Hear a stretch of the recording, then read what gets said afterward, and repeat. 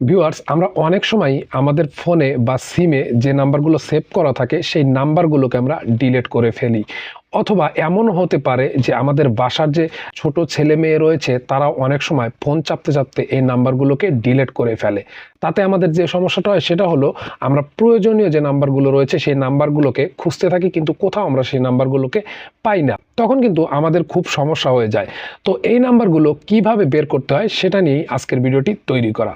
So আপনাদেরকে বলবো সম্পূর্ণ ভিডিওটি শেষ পর্যন্ত দেখার জন্য। তো চলুন আমরা বেশি কথা না বাড়িয়ে সরাসরি চলে যাই মোবাইল স্ক্রিনে এবং কিভাবে নাম্বারগুলোকে বের করতে হয় সেটা আপনাদেরকে দেখিয়ে দিই। সো ভিউয়ার্স, এই মুহূর্তে আমরা রয়েছি মোবাইল স্ক্রিনের মধ্যে। এখন আমরা দেখব যে এই নাম্বারগুলোকে কিভাবে বের করা সম্ভব হয়। তো এজন্য আমাদের যেটা প্রয়োজন হবে সেটা হলো যে আমাদের ফোনে যে ফেসবুক অ্যাপ থাকবে বা আমাদের যে ফেসবুক অ্যাকাউন্ট রয়েছে সেই অ্যাকাউন্টের মধ্যে যেতে হবে। তো আমরা এখান থেকে সরাসরি আমাদের যে ফেসবুক অ্যাকাউন্ট রয়েছে সেই ফেসবুক অ্যাকাউন্টের মধ্যে চলে যাচ্ছি। দেখুন, আমরা যখন ফেসবুক অ্যাকাউন্টের মধ্যে চলে আসবো, আসার পর আমরা আমাদের যে এই যে আমাদের প্রোফাইলের যে লোগো রয়েছে বা আমাদের যে সাইডে যে থ্রি ডট থাকবে সেই থ্রি ডটের উপরে আমরা ক্লিক করে দিব। দেওয়ার পর আমাদের সামনে এরকম একটা ইন্টারফেস আসবে। এইখানে আমরা কি করব, এইখানে আমরা একটু নিচের দিকে চলে যাব।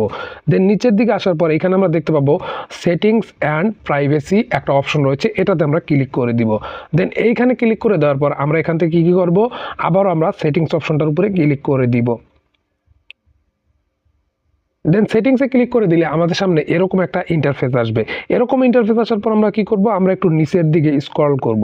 ঠিক আছে, তো আমরা একটু নিচের দিকে স্ক্রল করছি এবং নিচের দিকে স্ক্রল করার পর আমরা এখানে দেখতে পাচ্ছি যে ইওর ইনফরমেশন লেখা রয়েছে। তো এর মধ্যে আমরা একটা অপশন দেখতে পাচ্ছি, সেটা হলো যে অ্যাক্সেস ইওর ইনফরমেশন। তো আমরা এই অ্যাক্সেস ইওর ইনফরমেশন এটার উপরে আমরা ক্লিক করে দিব। এখানে ক্লিক করে দেওয়ার পর আমাদের সামনে এরকম একটা ইন্টারফেস আসবে।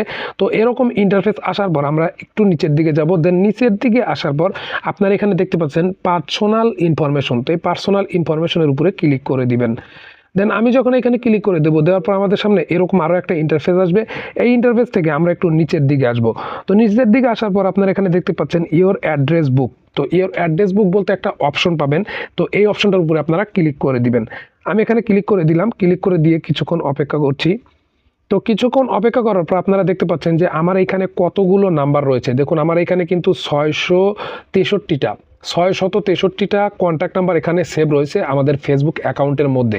এই নাম্বারটা এখানে কিভাবে আসে দেখুন, আমরা যখন ফেসবুক অ্যাপ্লিকেশন যখন ইনস্টল করি, ইনস্টল করার পর আমাদের কন্ট্যাক্টে ফোনে বা সিমে যে কন্ট্যাক্ট নাম্বারগুলো থাকে সেগুলো কিন্তু এখানে অটোমেটিক্যালিভাবে নিয়ে নেয়। ঠিক আছে, তো এখানে আমাদের সব কন্ট্যাক্ট নাম্বারগুলো কিন্তু এখানে রয়েছে। তো আমাদের যে যে কন্ট্যাক্ট নাম্বার লাগবে সেই কন্ট্যাক্ট নাম্বার উপরে ক্লিক করে দিয়ে আমরা সেই কন্ট্যাক্ট নাম্বারগুলো এখান থেকে কিন্তু তুলে নিতে পারবো। ঠিক আছে, তো এভাবেই কিন্তু আমাদেরকে আমাদের যে কন্ট্যাক্ট নাম্বারগুলো হারিয়ে যাওয়া কন্ট্যাক্ট নাম্বার রয়েছে সেগুলো আমরা খুব সহজেই খুঁজে বের করতে পারবো।